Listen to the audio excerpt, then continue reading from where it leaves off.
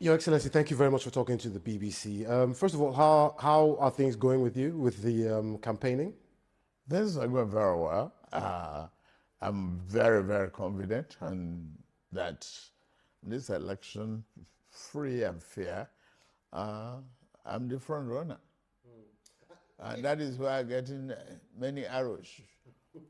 We'll talk about one or two of the arrows in a bit. Let's talk about your priorities. If you do win the elections in February and you're sworn into office come May 29th, what are your priorities? Security and economic recovery to accelerated development to get Nigeria employed and get inflation down.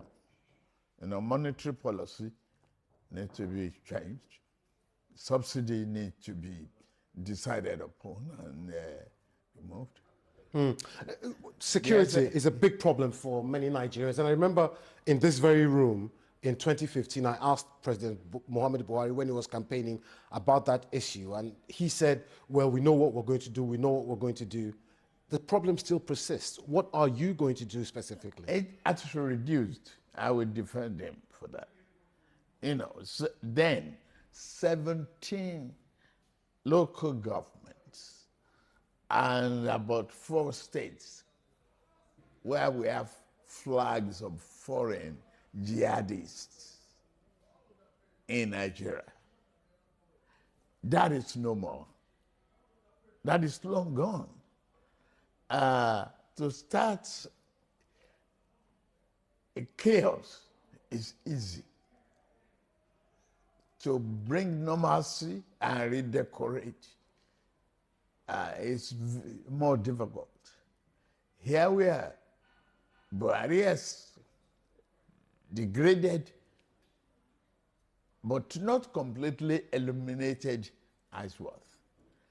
Then we talk briefly of lethal weapons and ammunition and technology equipment that could help accelerate the cleanup of those people.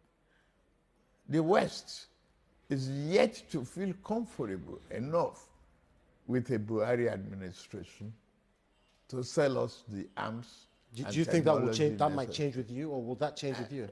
It could change. It might not change, but we have to look at alternatives, and those are the mass recruitment of individuals in a volunteer army to really clean up. So, more people in your military forces, security forces, so to speak, as you said during your speech downstairs.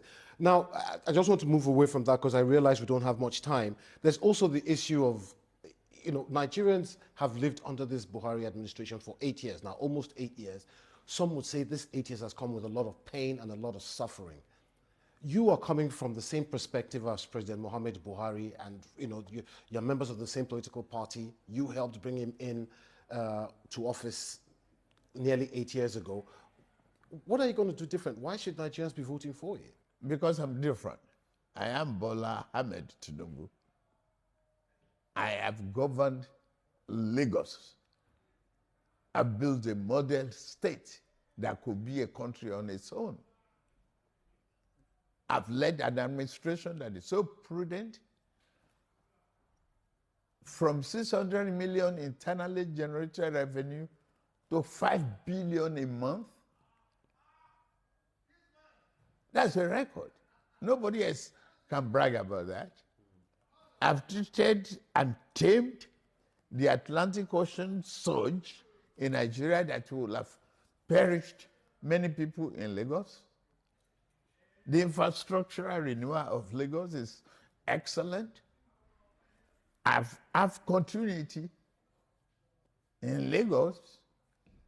Buhari has done his best. I can't run away from him being my friend, my leader in the party. I will not. Okay, sir. I mean, when you talk about money generated in Lagos, and I want to come to your own personal self. When you talk about, you're a very wealthy man. How do you know? Well, I mean... you are not my accountant. I'm not in your account, but this is speculation, and it's fine. You can actually rebut it or not.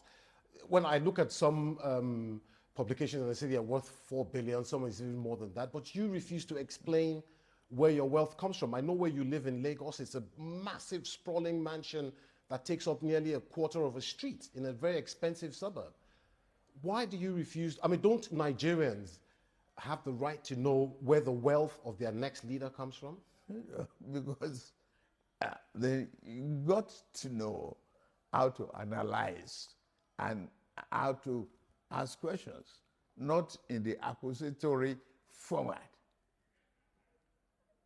Are they enemy of wealth?